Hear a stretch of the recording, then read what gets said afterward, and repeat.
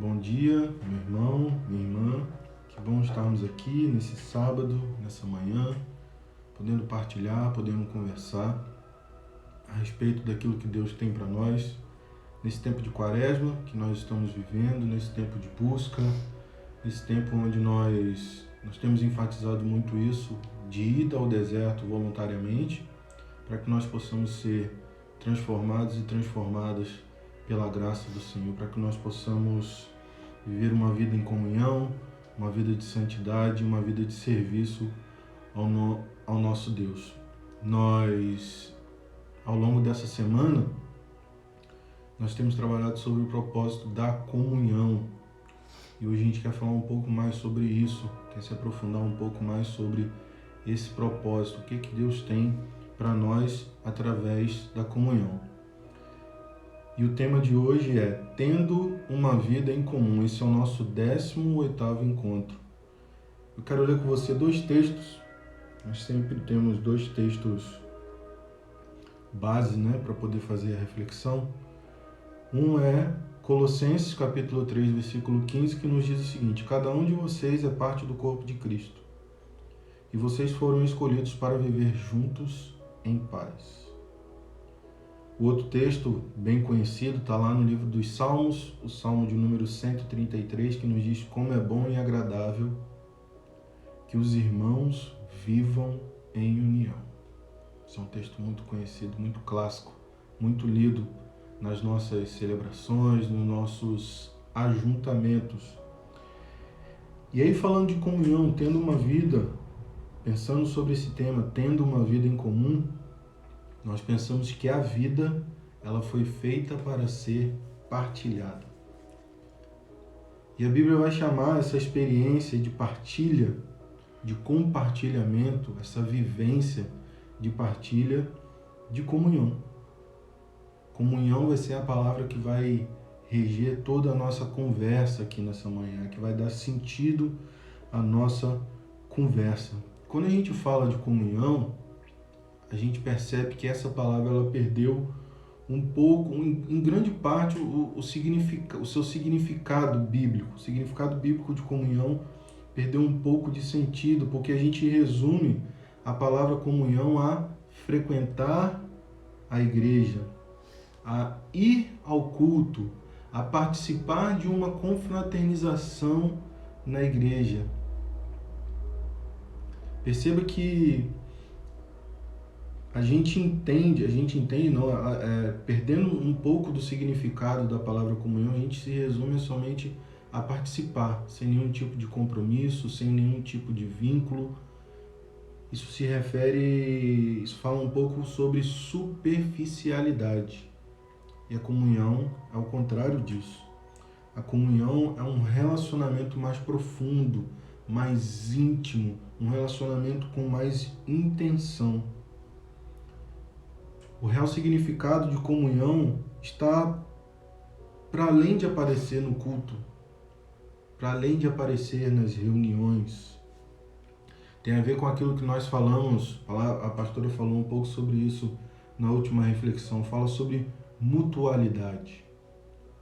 É interessante, lembrando você sobre esses princípios de mutualidade, voltando aqui um pouco, é quando a gente fala daquelas expressões uns aos outros, umas às outras.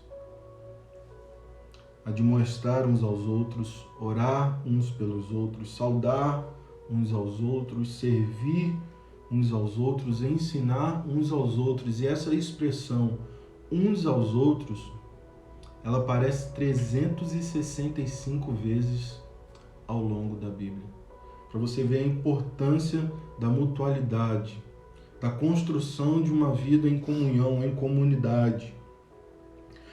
Por isso que eu entendo que todo cristão e cristã, e eu entendo também que a nossa comunidade de fé, ela precisa ser constituída de pequenos grupos, de pequenas células.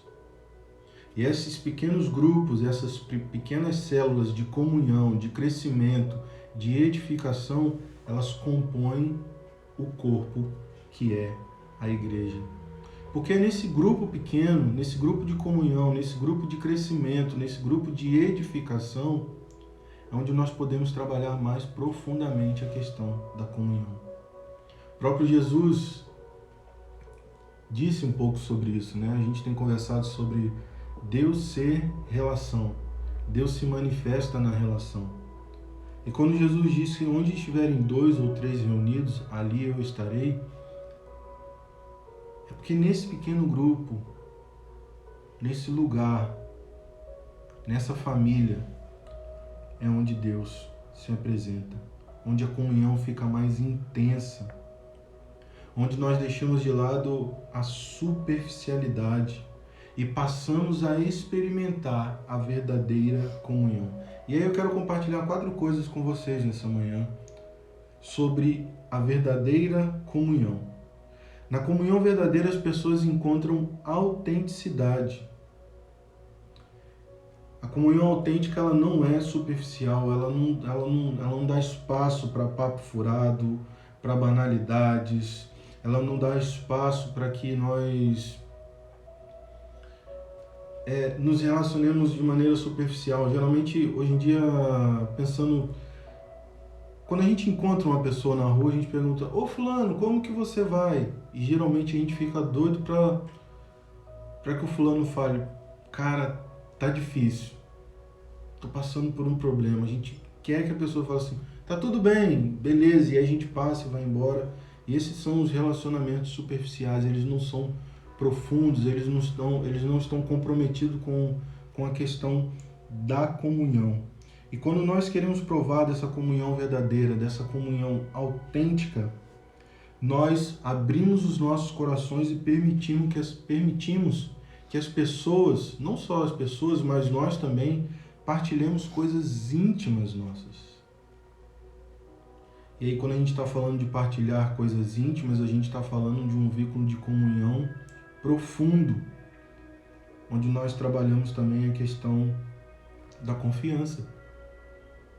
Porque a pessoa só partilha coisas íntimas, nós só partilhamos coisas íntimas quando nós estamos num ambiente de confiança. Num ambiente onde nós podemos dividir as nossas mágoas, onde nós podemos revelar os nossos sentimentos, onde nós podemos confessar os nossos pecados, onde há espaço para que nós possamos expressar as nossas dúvidas. A nossa igreja, o nosso grupo pequeno, ele precisa expressar uma atmosfera de honestidade, de humildade, de conversação não fingida. A nossa célula, a nossa igreja não pode ser espaço para que nós tenhamos uma espiritualidade representada, fingida, superficial.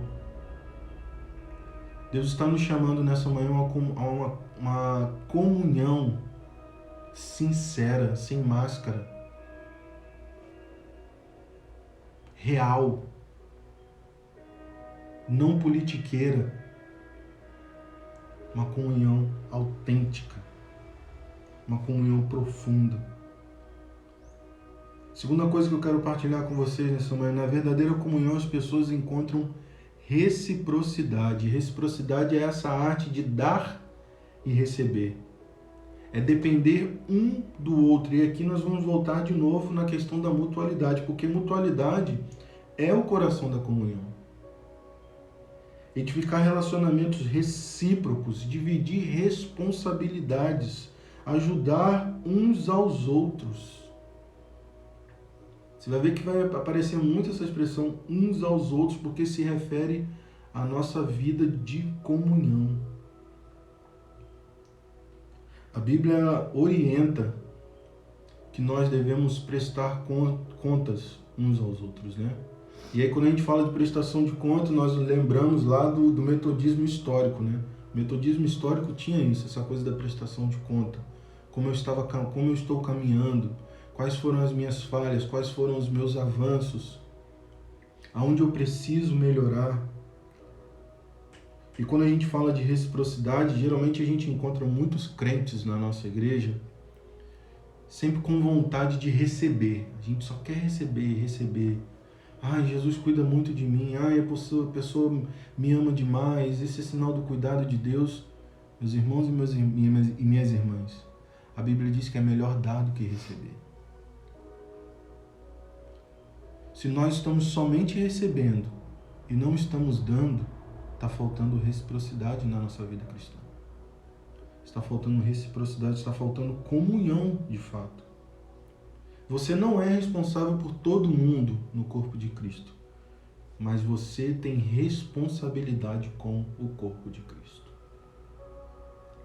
Reciprocidade. Na verdadeira comunhão, as pessoas encontram compaixão. Compaixão não é somente dar conselho ou oferecer uma ajuda rápida e superficial. Compaixão é penetrar, é partilhar a dor dos outros.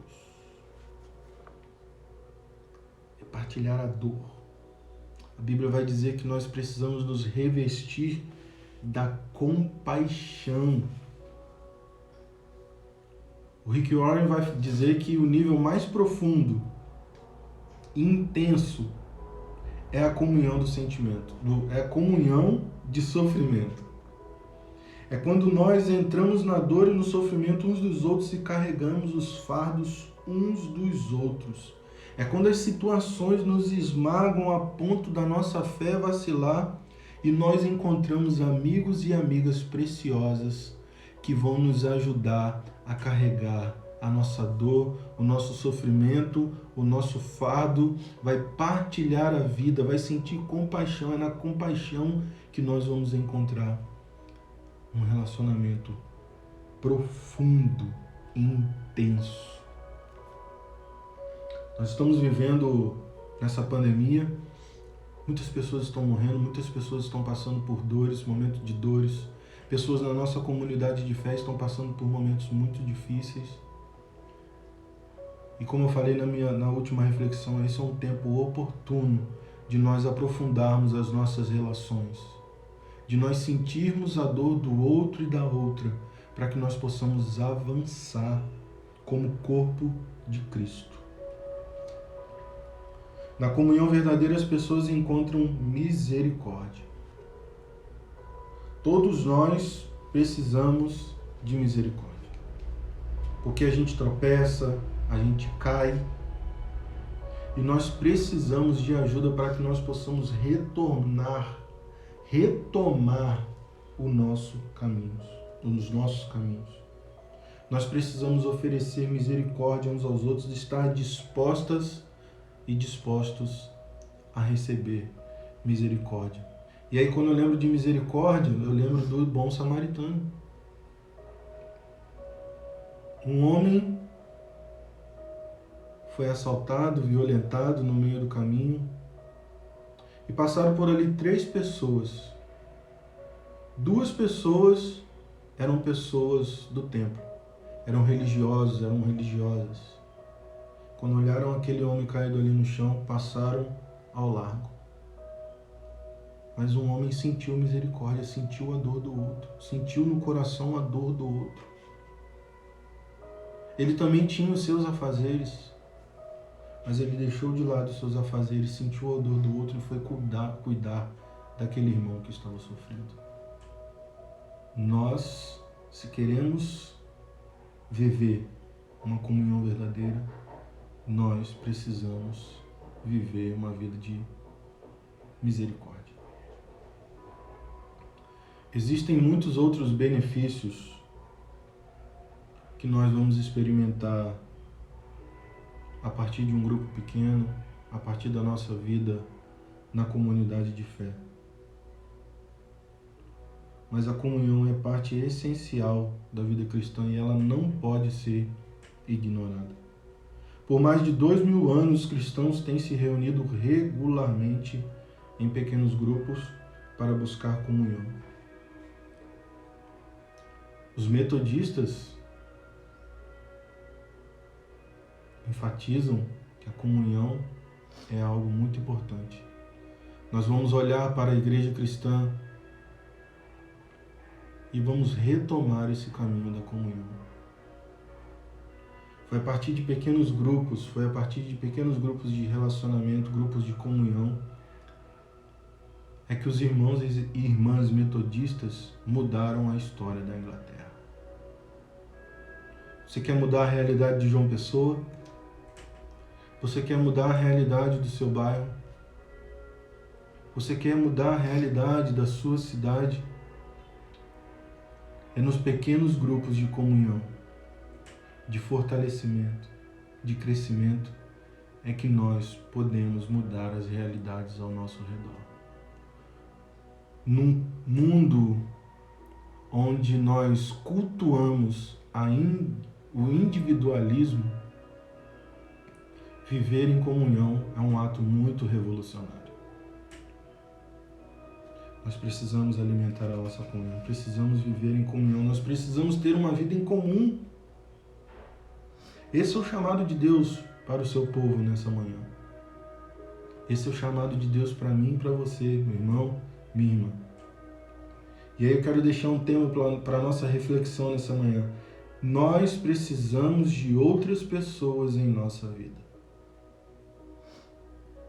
Nós precisamos de outras pessoas em nossa vida. Um versículo para a nossa memorização nessa manhã. Compartilhe os seus problemas e transtornos uns aos outros e dessa forma obedeçam a lei de Cristo. Gálatas 6:2. E uma pergunta para a sua meditação nessa manhã é o seguinte: que passo posso dar hoje para me unir a outro crente de forma mais íntima e verdadeira? Quais são os passos concretos que eu e você precisamos dar nessa manhã para que possamos viver em comunhão? Compartilhei aqui 4 princípios com você: autenticidade, reciprocidade, compaixão, misericórdia. Acho que nós podemos começar por aí. Vamos orar? Deus Santo e Poderoso, obrigado, Senhor, obrigado por hoje, obrigado pelo dia, obrigado pela vida, obrigado por esse espaço de reflexão, Senhor. Muito obrigado, Senhor. Obrigado porque a Tua Palavra chega até nós nessa manhã e nos convida a viver uma vida em comunhão contigo, com meu irmão e com a minha irmã. Deus, nós conversamos sobre vários princípios aqui nessa manhã. O princípio da mutualidade, nós falamos sobre reciprocidade, nós falamos sobre autenticidade, nós falamos sobre compaixão, nós falamos sobre misericórdia, Senhor. Nós queremos Te pedir, Pai, ajuda-nos a viver dessa forma. Ajuda-nos a construir laços, vínculos, relacionamentos profundos, Senhor. Relacionamentos amorosos. Relacionamentos onde nós podemos, Senhor, a partir da comunhão, transformar a realidade ao nosso redor. Que nós, através da comunhão, Senhor, nós possamos transformar as nossas vidas e a vida uns dos outros. Senhor, ajuda-nos a viver dessa maneira. Nós entendemos que essa maneira, Senhor, é uma maneira que Te agrada. É uma maneira que agrada ao Teu coração. O Senhor mesmo disse que onde estiverem 2 ou 3 reunidos, ali o Senhor estaria. Vem nos visitar nessa manhã, Senhor. Mesmo em tempos de distanciamento social, vem nos visitar nessa manhã e ajuda-nos a viver em comunhão e em santidade. Em nome de Jesus, amém. Você tem um sábado abençoado na presença do Senhor, um final de semana abençoado na presença do Senhor. Que Deus abençoe a sua família, Deus abençoe essa casa, a nossa igreja, a sua igreja. Um cheiro. Fica com Deus.